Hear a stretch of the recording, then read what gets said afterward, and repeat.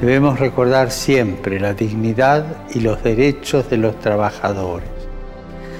Denunciar las situaciones en las que se violan estos derechos.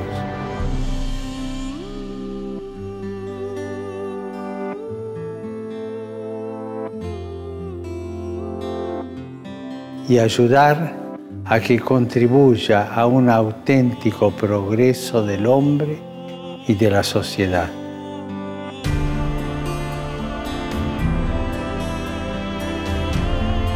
Pidamos, hermanos, por el mundo del trabajo, para que a todos se pueda asegurar el respeto y la protección de sus derechos y se le dé a los desempleados la oportunidad de contribuir con el trabajo a la construcción del bien común.